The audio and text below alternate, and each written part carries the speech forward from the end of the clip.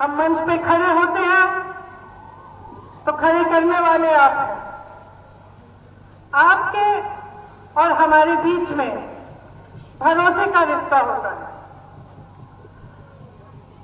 वो जो भरोसा होता है उसी के बल पर आप एक नेता को आगे बढ़ाते हैं, क्योंकि आप सोचते हैं, आपको एहसास होता है कि वो आपके पक्ष में बोलेगा, आपकी समस्याओं के बारे में, जो समस्या है उसकी सुनवाई होगी, आपके पास आएगा, दुख में आएगा, दर्द में आएगा, खुशी में आएगा, और आपका प्रतिनिधित्व वो नेता करेगा। तो कभी कभी मन में आता है कि आज के प्रधानमंत्री जी नरेंद्र मोदी जी को दो बार जनता ने क्यों जिताया। इसीलिए जिताया होगा कि मन में उम्मीद रही होगी, कुछ भरोसा रहा होगा उनमें कि वो आपके लिए काम करेंगे।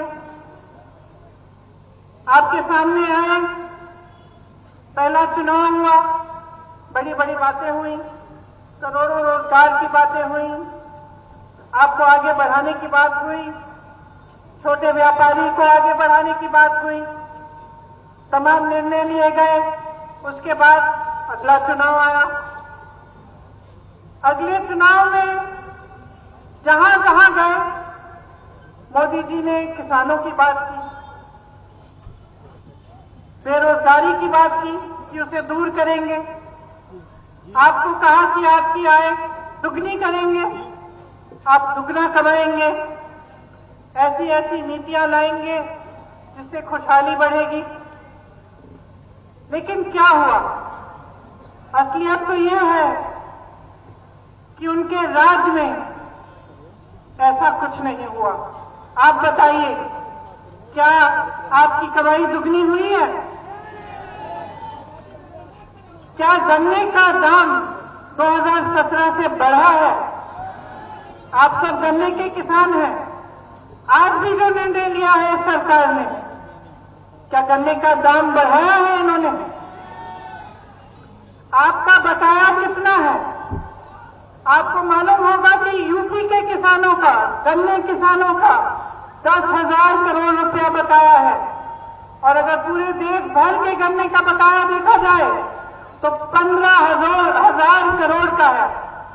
अब आप सोच सकते हैं कि ये ऐसे प्रधानमंत्री हैं कि आपका बकाया आज तक पूरा नहीं किया, लेकिन अपने लिए दुनिया में भ्रमण करने के लिए इन्होंने 2 हवाई जहाज खरीदे हैं। 2 हवाई जहाजों की कीमत आप जानते हैं क्या है? कितनी है कीमत? इन 2 हवाई जहाजों की कीमत 16,000 करोड़ रुपए है। एक हवाई जहाज 8,000 रुपए का, करोड़ रुपए का, दूसरा हवाई जहाज 8,000 करोड़ रुपए का। कुल मिलाकर 16,000 करोड़ रुपए के इन्होंने 2 हवाई जहाज खरीदे हैं, जबकि 15,000 करोड़ रुपए में इस देश के एक एक गन्ने किसान का बकाया वो वापस कर सकते थे। आपने पढ़ा होगा कि दिल्ली में संसद भवन जो है उसके सुंदरीकरण के लिए बहुत बड़ी योजना बनी है। कितने रुपए की योजना है? 20,000 करोड़ रुपए की वो योजना है, जबकि वो संसद भवन दुनिया में मशहूर है। वो इंडिया गेट को देखने के लिए दुनिया भर से लोग आते हैं। उसके सुंदरीकरण के लिए 20,000 करोड़ रुपए उपलब्ध है, लेकिन इस देश के किसान के बकाये के लिए 15,000 करोड़ उपलब्ध नहीं है। यही इस सरकार की नीयत है। जो भरोसा आपने किया था वो भरोसा टूट चुका है। एक शायर ने कहा था, भगवान का सौदा करता है, इंसान की कीमत क्या जाने। जो गन्ने की कीमत दे न सका वो जान की कीमत क्या जाने।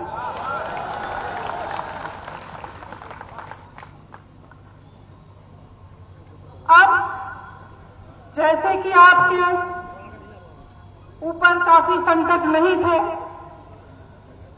सरकार ने 3 नए कानून जारी किए हैं और जितना भी आंदोलन हो रहा है देश में, जो किसान 80 दिनों से दिल्ली के बॉर्डर पे सर्दी में इतने दिनों से बैठे हुए हैं, अब गर्मी की तैयारी कर रहे हैं, वो किस लिए बैठे हैं? प्रधानमंत्री जी कहते हैं कि ये जो कानून बने हैं ये किसान की भलाई के लिए बने हैं। ठीक है, मान लेते हैं कि किसान की भलाई के लिए बनाए हैं आपने कानून।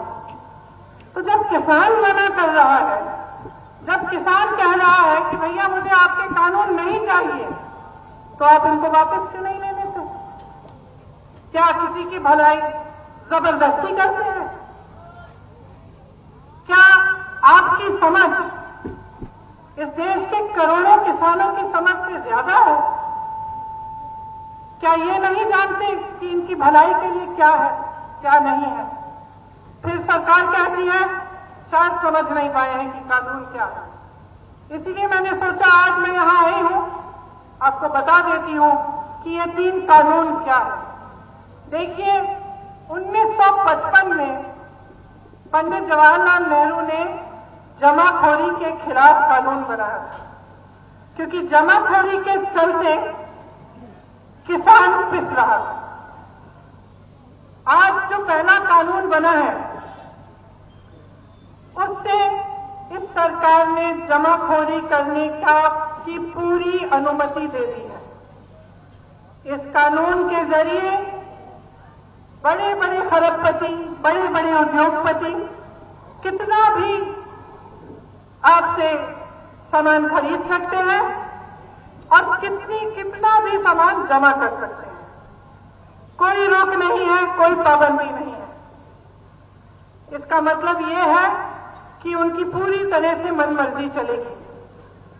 जब वो जमा करना चाहेंगे करेंगे, जब वो आपको कहना चाहेंगे कि अब हम खरीद नहीं सकते तो कहेंगे, जब आपको कहना चाहें कि आज ये दाम नहीं मिलेगा, आज हम आपको कम दाम देंगे, तो वो भी कर सकते हैं।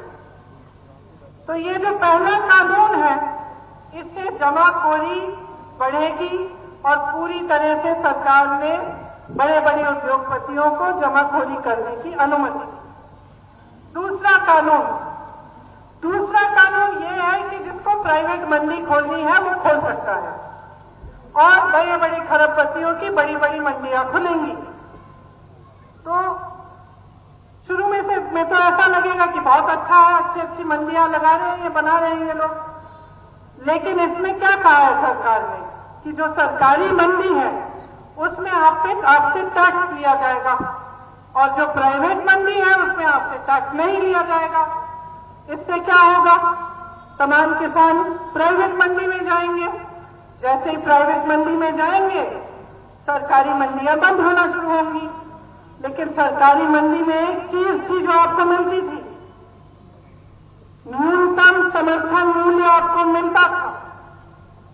जैसे जैसे प्राइवेट मंडियां आगे बढ़ेंगी और सरकार की मंडियां बंद होंगी, आपको न्यूनतम समर्थन मूल्य मिलना बंद हो जाएगा। इसके जरिए भी जो बड़े बड़े खरबपति उद्योगपति हैं फिर से अपनी मनमर्जी कर पाएंगे। मंडी उनकी है, दाम वो तय करेंगे, कितना खरीदना है, कब खरीदना है वो तय करेंगे। अब तीसरा कानून सुनिए। तीसरे कानून में ये लिखा है कि कॉन्ट्रैक्ट यानी ठेके पे किसानी होगी। इसका क्या मतलब है?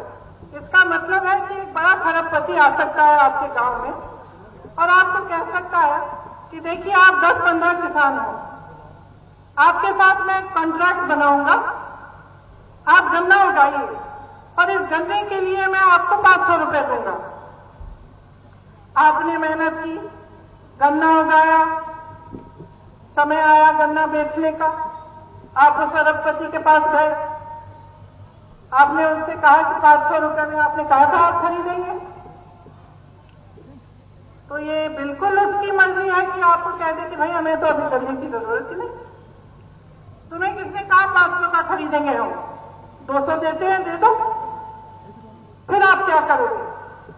सबसे जो बड़ा जुल्म है इस कानून में वो ये है कि अगर ऐसी स्थिति पैदा हुई कि आपने कॉन्ट्रैक्ट कर दिया है खरबपति के साथ, आपने गंदा उगा दिया, आपके साथ उन्होंने तय भी किया था कि एक दाम में देंगे, अब वो कहता है कि भैया हमें जरूरत नहीं है, आप जाओ कहीं और बेच दो अपना, तो आप अदालत में भी नहीं जा पाएंगे, आपकी कोई भी सुनवाई नहीं होगी।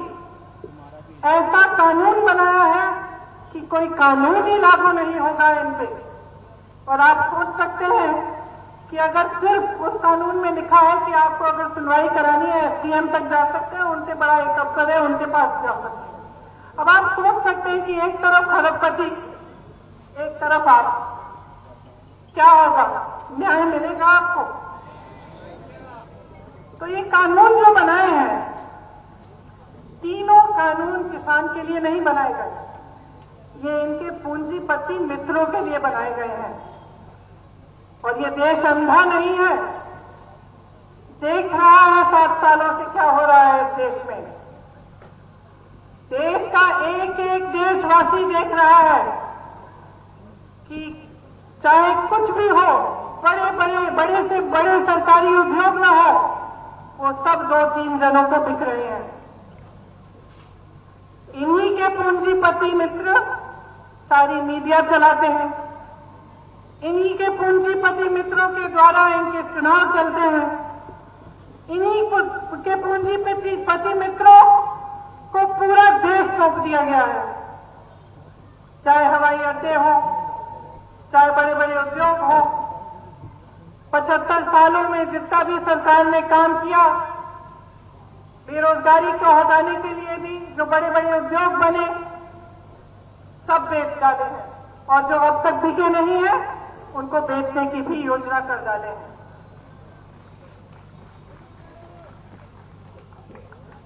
तो आप सोच सकते हैं कि ऐसी सरकार आपके लिए क्या करेगी।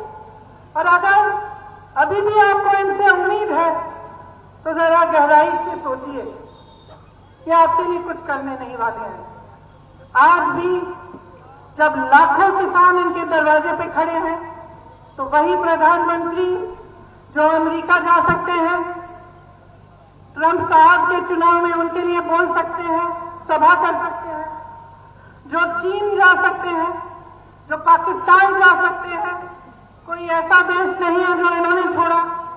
सबने देखा, हम सबने टीवी पे देखा, कभी कहीं उनका स्वागत हो रहा है, कभी कहीं। और बताइए, अपने घर से 2-3 किलोमीटर दूर 3 लाख किसानों से जो वहां पे धरना मार रहे हैं, जो सिर्फ आपसे ये मांग कर रहे हैं कि प्रधानमंत्री जी हमसे आकर बात करिए, हमारी बात सुनिए। आप 2-3 किलोमीटर अपने घर से दूर उनके पास नहीं जा पाए, आप दुनिया घूम सके, बड़े बड़े हवाई जहाज खरीदिए अपने लिए आपने, लेकिन आप उन किसानों की सुनवाई करने के लिए नहीं जा पाए। उल्टा क्या किया आपने? संसद में खड़े होकर मजाक उड़ाया। उन्हीं किसानों को आपने एक नया नाम दिया, आंदोलनजीवी, परिजीवी। परिजीवी होता क्या है आप सब जानते हैं, सब किसान। आपका अपमान किया, भरे संसद में हंसते हुए आपका अपमान किया। तो 215 किसान शहीद हुए हैं, उनमें से एक 25 साल का लड़का, मैं कुछ ही दिनों पहले रामपुर गई, उसके अंतिम अरदास में इतना दुख हुआ, मैं क्या बताऊं उस परिवार से मिलकर। एक 25 साल का बच्चा, उस परिवार को लगता है कि उसे गोली मार दी गई, वह शहीद हुआ। उसकी मां मेरे पास बैठी थी, पूरे समय कुछ बोली नहीं, आंखों में आंसू थे, और आप संसद में खड़े होकर मजाक उड़ा रहे हैं, आप परिजीवी कह रहे हैं, आपके मंत्री देशद्रोही कह रहे हैं। इसका मतलब है आप पहचान नहीं पाए, मोदी जी पहचान नहीं पाए कि देशभक्त और देशद्रोह में फर्क क्या है। कि सिर्फ एक देशभक्त शांतिपूर्वक आंदोलन में 80 दिनों से हर समस्या को झेलते हुए सड़क पर बैठकर शांति से आपसे मांग सकता है कि अपना अधिकार मिले उसे। सिर्फ एक देशभक्त कर सकता है। आप पहचान नहीं पाए। आपने मजाक उड़ाया। कल परसों हरियाणा के कृषि मंत्री का एक वीडियो निकला, हंस हंस के बोल रहे हैं तो क्या हुआ, 215 लोग मर गए तो क्या हुआ, वो तो घर में बैठे बैठे भी मर जाते और हंस रहे हैं। देखिए, मैं शहीद के परिवार की बेटी हूं। शहादत बहुत बड़ी चीज होती है। शहादत तो झेलने वाला जो शहीद है वो नहीं होता, उसका परिवार होता है। उस दुख को दिल में रखता है जीवन भर। उसका मजाक उड़ाने का किसी का अधिकार नहीं है, चाहे वो मंत्री हो, चाहे वो इस देश का प्रधानमंत्री हो, चाहे कोई भी हो। जो अपने अधिकार के लिए शहीद हुआ है वो पाप होता है और उससे उंगली उठाने का किसी को अधिकार नहीं है। और मैं फिर से दोहराऊंगी कि जो किसान आपके दरवाजे पे खड़ा है, नरेंद्र मोदी जी, जो किसान आपके दरवाजे पे खड़ा है उसका बेटा आपकी सीमा पे खड़ा है। जिस किसान का अपमान कर रहे हैं उसका बेटा आपकी सीमा पे आपकी सुरक्षा कर रहा है। आपके अंगरक्षक उसी किसान के बेटे हैं। अपमान करने का कोई हक नहीं है आपको। और मैं ये कहना चाहती हूं कि ये जो कानून बनाए हैं जिससे इस देश का किसान, इस देश का गरीब संकट में है, रो रहा है, अपना अधिकार मांग रहा है, उसे आप वापस लीजिए। इन कानूनों को रद्द कीजिए। जिन्होंने आपको सत्ता दी है उनका आदर कीजिए। जिन्होंने आपको सत्ता दी है उनको अपमानित मत कीजिए। देखिए, जिसको सत्ता मिल जाती है, दो तरह के नेता होते हैं। कुछ ऐसे नेता होते हैं जिनको बहुत अहंकार हो जाता है, वो भूल जाते हैं कि सत्ता देने वाला कौन है। इस देश के इतिहास में बार बार हुआ है कि ऐसा नेता जब अहंकार में आ जाता है तो देशवासी उसको सबक सिखाते हैं।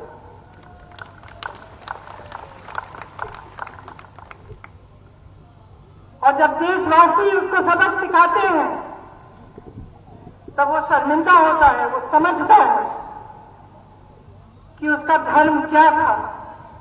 लोगों को बांटने का धर्म नहीं था, लोगों का संकट डालने का धर्म नहीं था। उसका धर्म यही था कि वो जनता के लिए काम करे, जनता का विकास कराए, सर्वप्रथम जनता को रखे और अपने आप को पीछे रखे। ये उम्मीद की जा सकती है कि नहीं कि अहंकारी सरकार अपनी माया में से निकले और इन्हें समझ में आए कि इनका धर्म क्या है। मुझे नहीं लगता। 7 साल गुजर चुके हैं। 7 साल में जितने वादे किए सारे तोड़े। 7 साल में जो छोटा व्यापारी था उसकी कमर तोड़ी, किसान उसकी कमर तोड़ी, गरीब उसको मदद नहीं किया, सिर्फ अपने बड़े बड़े दोस्तों, अपने पूंजीपति मित्रों की मदद की। तो अब मुझे नहीं लगता कि उम्मीद है कि आपके लिए ये काम करेंगे।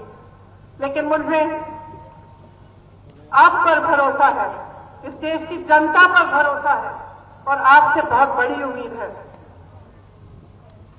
मुझे उम्मीद है कि आप पीछे नहीं हटेंगे, कि आप अपने अधिकारों के लिए लड़ेंगे और इस लड़ाई में कांग्रेस पार्टी का एक एक कार्यकर्ता आपके साथ खड़ा रहेगा।